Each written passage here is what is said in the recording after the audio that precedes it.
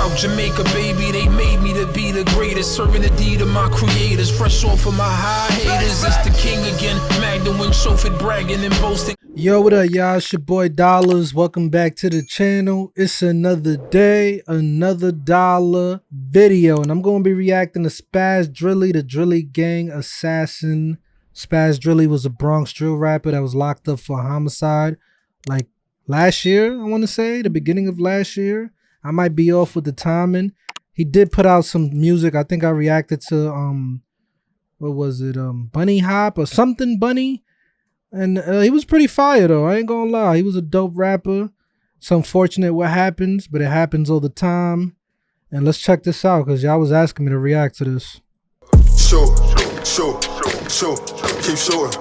Today, New York's Miles Miller is in the Bronx this morning. By our count, there have been 11 people shot since late last night. Bishop, he was shot right there on his stoop last night. 11 people, damn. Right up to him and shot him at point blank range. Oh, I remember that too. When the EMS arrived, they found him shot in the chest and in the face. Yo, J Money, where you at, my nigga? Get off the live for you get your ass clapped. Where the mama? Oh, you want a suspense fit, huh? I love respect. Alright, so the person who people forget to mention, and the person who's responsible for this new wave of Bronx drill is Spazz Drilly. No doubt, one of the most demonic figures to come out of New York since the Bronx drill wave started. Fans are probably not familiar to who Spazz Drilly is, and in order to understand this story we would have to travel to the Bronx. From starting his own wave at the age of 16 to being charged with 2 murders in a matter of months, Spazz Drilly was no stranger to the NYPD, as they were trying to find many ways to bring him down. And at the time of the story, there was a deadly war going on between 2 factions. The OGs were linked up with DOA at the time, and they were beefing heavily with the YGs, and a gang that Spazz Drilly himself created at the age of 15. The Drillies. 20 accused members behind bars. He was a leader in creating a gang at the age of 15. Imagine if we used that energy to towards something positive, bro.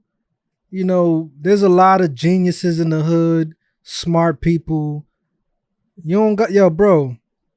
Y'all use your energy for something more positive, bro. Imagine what y'all could do. But the powers that be, they would never let that happen. That's why they give you drill music and all this other shit. Bronx prosecutors and police say that they are linked to more than 30 acts of Dudes violence. could be politicians, presidents, the borough are a bit safer because they are off more than just now that. Let's get into the story. In order to understand this story, we would have to travel to the Bronx, more specifically, Gun Hill. Gun Hill is a section of the Bronx that have been known for notorious neighborhoods. Yo, not for nothing, bro. I always felt like Gun Hill was like cursed. Like they have gun in the name of the area. So you would expect Gun Hill to have a bunch of gun violence, you feel me? But there's one neighborhood that stands out from the others. And that neighborhood is G-Side. This is the neighborhood that Spazz Drilly is from. G-Side is notorious for being one of the most hated neighborhoods in the Gun Hill section. They beef with almost everyone. And the block was so diverse at the time, they had all types of different gangs in one neighborhood, from the YGs to the Crips to the Bloods. This caused a lot of tension between a lot of different neighborhoods and sets. You had blocks like Sevside repping Sex Money Murder, beefing with G-Side who also have members repping Sex Money Murder. And on top of that, the area is so small that G-Side inherited beef with blocks 2 minutes away from them. So this causes police to— Son, they got beef right down the block where the bodega's at, bro. You walking to get a chopped cheese and it could get lit, bro. It's not even safe going to get a chopped cheese out here. Be on their neighborhood 24/7. And allows them to build up cases. Just recently, there was a massive raid. 20 members of the G-Side Drilly gang were charged with racketeering.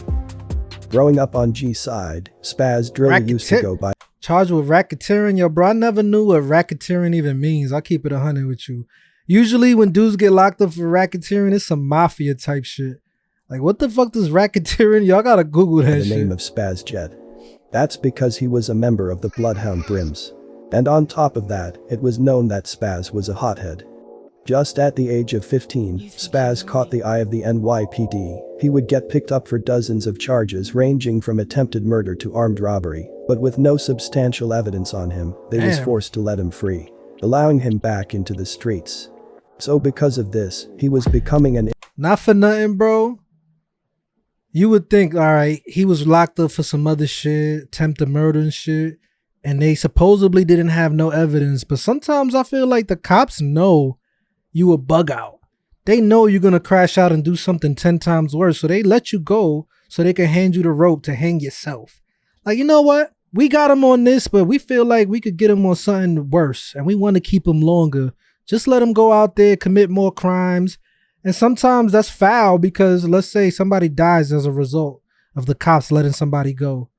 Then it's like, oh, you knew he was going to do that. You knew he was going to catch another case and do something worse. So an innocent person had to, well, we don't know. Because just because people die don't make them innocent. But you know what I'm trying to say. It is what it is. Infamous figure to the NYPD. Sometimes they let you hang yourself, bro. His name was well known in Gun Hill. Every time there was a shooting or an incident, they would always tie his name to it. And by the age of 17, he became one of the top members for G-Side, so every opposing gang wanted his head. But Spazz wasn't the only hothead on his neighborhood. There was another hothead from G-Side that went by the name Dumb Out. This was the best friend of Spazz Drilly. Wasn't that little TJ's boy? Since they were kids, they were practically brothers. And Dumb Out was a high-ranking member of the Brims himself. He got put on at an early age. And from that point, that's not him TJ and Spazz friend. were getting into trouble.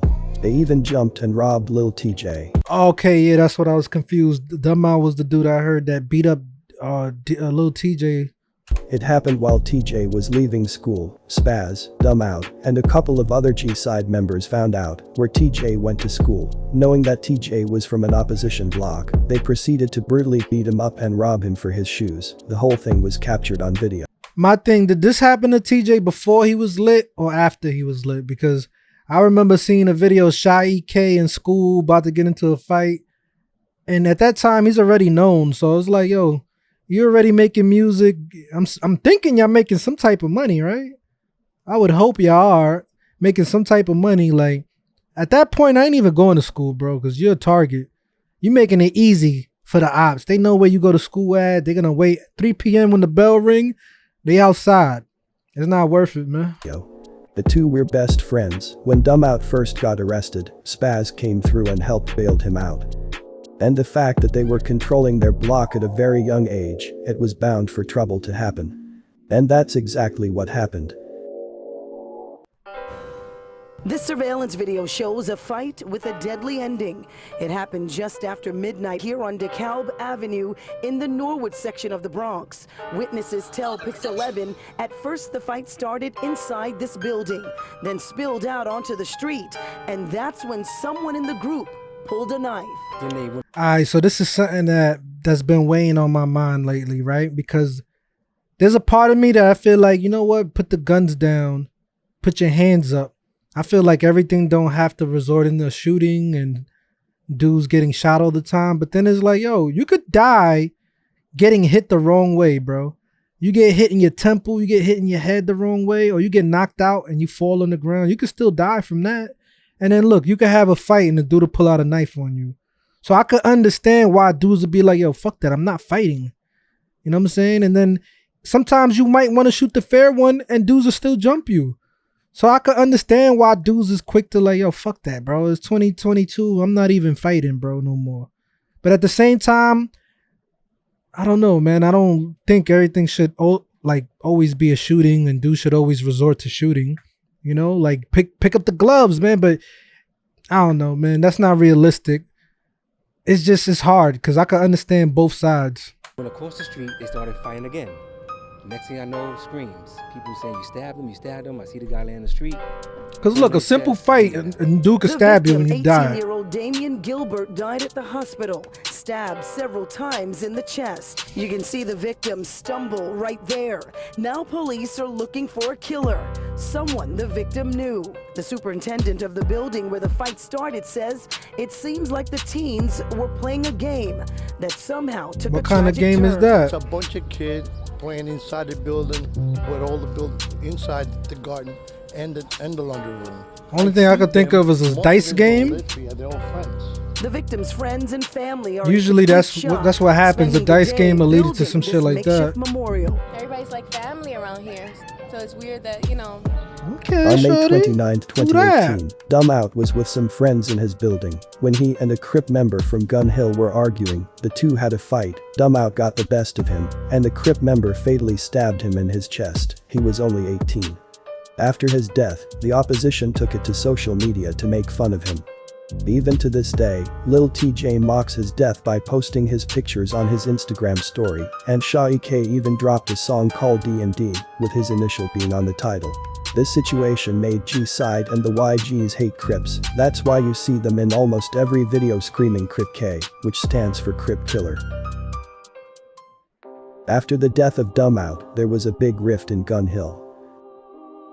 You see, Dumb Out was cool with a lot of people, so after his death, a lot of Crip allies were broken up. And a lot of neutral gangs had to pick a side. This meant that there was a lot of new alliances being formed, with one enemy in particular. So Spazz created his own alliance to honor Dumb Out's name. Spazz then came up with the name Drilly. At first, Drilly was supposed to be a music group, but the police labeled them as a gang because of all the crimes they were committing throughout the city. The Drillies would then expand and join. You know what, man? That's not gonna fly anymore. Dudes will act like, nah, we not a gang, we a music group. But the cops ain't dumb. Look what happened with Young Gunna and them, YSL. That's supposed to be a music group. It's a real record label and everything, but that's really a gang. So, you know, just because y'all say y'all a music group, the cops don't care, man. They do not care. They will label you a gang and they will still try to charge you for shit. Forces with the YGs and formed Drilly G's. But the two most hated gangs in the Bronx united, it was bound for chaos to happen. In 2020, the Bronx started to get a little buzz on the drill scene. Spazz Drilly started off the year dropping a song called Bunny Hop. It was Bunny Hop. The song did good in numbers, reaching hundreds of thousands of views. After seeing the buzz that Spazz got, rappers like Shawty K, B-Love, K-Flock and others dropped their first singles months after.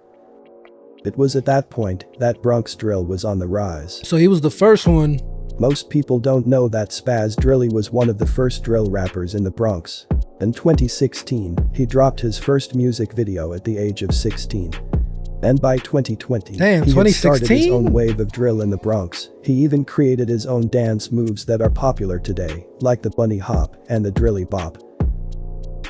Wow, so he created the Drilly Bop. I always thought that was D-Thing's dance, but he did that. Okay. We gotta start, you know, giving him his props for that one. Buzz and attention he had, that didn't stop him from going on live with his ops and threatening them. Nah, I didn't. Suspense spin, huh? He probably got him a little woo woo. Try to put his name on the map. Little woo woo. Niggas like you get clapped and get put in one of my songs, huh? Yo, J Money, where you at, my nigga? Get off the live and you get your ass clapped. Word of my mouth, you getting me tight. Yeah, you getting me mad, bro. Where you at? Link ups in the V. I'm out here. Where you at, nigga? How about? That's how you know we spin y'all block, nigga. I feel like that's a prime example of why being in a gang and making music don't mix, bro. Cause it's like, bro, you rapping about everything you doing. That's a one-way ticket to jail, bro. Cause it's like a lose-lose situation. You in a gang and you rapping about all the activities. At the end of the day, people only want to listen to you for the activities. Or like they want to know if you active. They want to know, you know, what you rapping about is real. And the only way they're going to know is by you rapping about the shit you're doing. But by doing that, you telling on yourself. So it's like lose-lose, bro. I wanted to come back again. And around the same time, the beef between Drilly and DOA was heating up. Spazz dropped a song called Op Spotter, which was a diss to all opposing sides. 3 months later, K-Flock and B-Love made a diss track using the exact same title. So with the back and forth going on, it was only a matter of time until things got ugly. Then, on July 20th, 2020, a Crip member and DOA affiliate was shot and killed on Gun Hill. For 11 days, police were on a hunt looking for the killer. That's when they announced that they had a suspect in hand. That suspect was... You know what's the bad thing though? When you already have some type of reputation, even if you didn't do something, they're gonna think it was you. You're known for putting in that work. You're known for doing certain things. So if a certain thing happens in that neighborhood, who they gonna come looking for? You're gonna be prime suspect number one. Spazz Even Drilly. if you didn't do it. He was charged with first-degree murder. Fast forward 2 years later, he's now fighting 2 murders and racketeering charges and is awaiting trial in Rikers Island.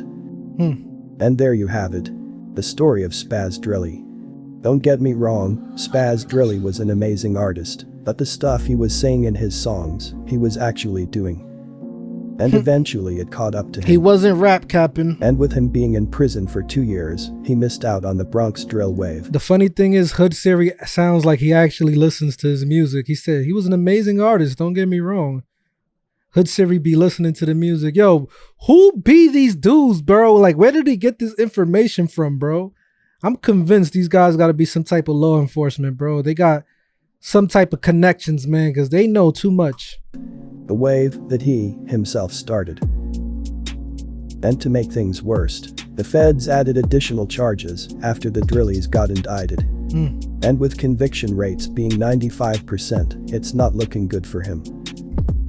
And that's it for this video. Damn, that's tough. Comment when the feds pick up your charges and it's murders involved, you know the feds got a 95% conviction rate.